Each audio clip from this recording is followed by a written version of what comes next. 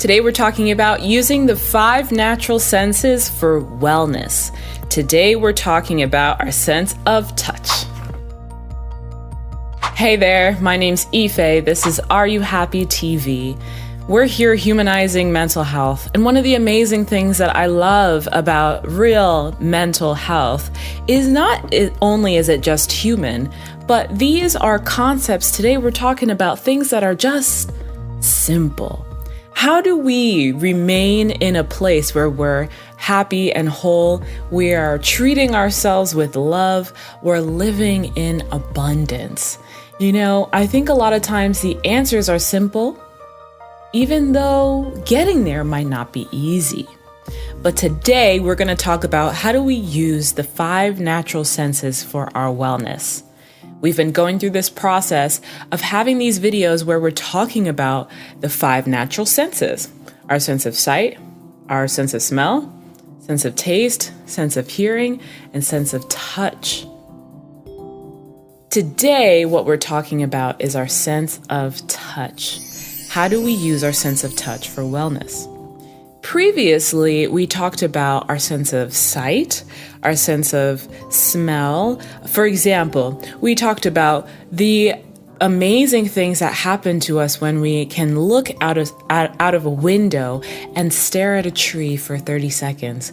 And how when we come back to our work, that's something that can help us to have our focus boosted and our energy. One of the other things we talked about is our sense of smell. If you missed those videos, here, click a link and get to it. Our sense of smell, like smelling fresh air, or using essential oils, or smelling a candle, how these are things that can be used to boost our sense of wellness. We also talked about our sense of hearing, and we said listening to ocean wave videos or even white noise or relaxing jazz music, and I love Jazz Cafe, that could be something that can help us to increase our sense of relaxation, but all in all, just be able to do the things that and get the effect that we're hoping to get. So today, talking about our sense of touch, I'd like to link our sense of touch with the element of the love language called physical touch and how we can use those two things coupled together for our wellness.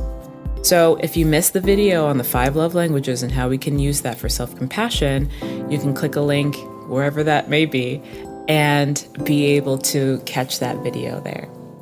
In that video, we discussed Gary Chapman's 5 love languages and how they were first intended to bring couples closer together. However, I argue that the 5 love languages can be used for our own sense of learning self-compassion, learning to accept ourselves, learning to love ourselves the way God intended us to. One of the 5 love languages is physical touch.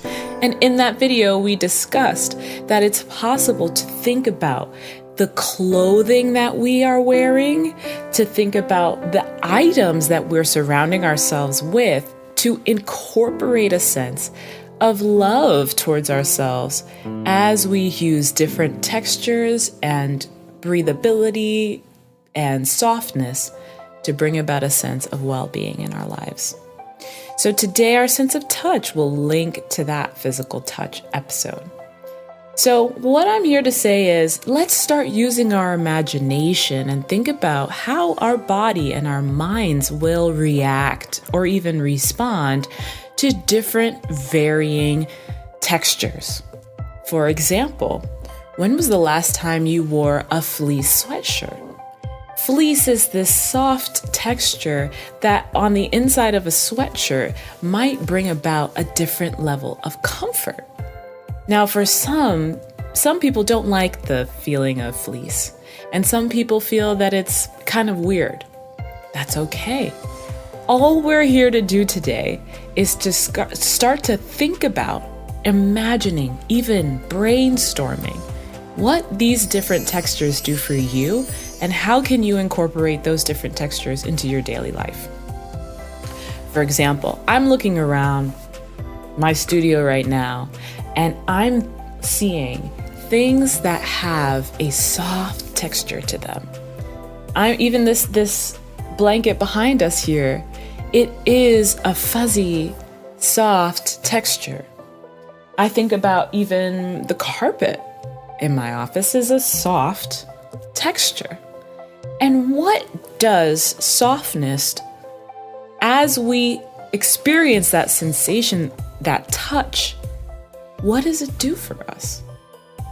Think about when you go to the opposite extreme. Think about when, say, you're going to an interview or you're going to work and you put on a suit and the suit fits you well. So the suit hugs you in the right places, but also think about how you might feel wearing a suit. You might stand up a little bit straighter. You might feel a little bit more put together. Is it possible that the sensation of that material and the sensation of the fit of that material, those clothing actually elicit a response in our mind, in our mental health? It's true. Now think about when you come home from work. What's the first thing you want to do? Do you want to take off those work pants that hug you closely and maybe put on some stretchy sweatpants? Maybe do you want to put on some loose-fitting clothes? Taking off that which is a bit less flexible, like a button-down shirt, and replacing it for maybe an oversized t-shirt, maybe a 100% cotton t-shirt. So we have to ask ourselves, why do we do these things? It's because the sensation of the touch, it elicits a response in our body and in our minds. And often that response is relaxation, it's comfort, it's feeling good and secure. So when we want to elicit a response in our mind, let's start thinking about how can we use the 5 natural senses, the sense of touch, to elicit that response. If you're interested in hearing more about these videos, I'm going to finish up this series. The last sense is taste. And we are going to go into that a little bit more.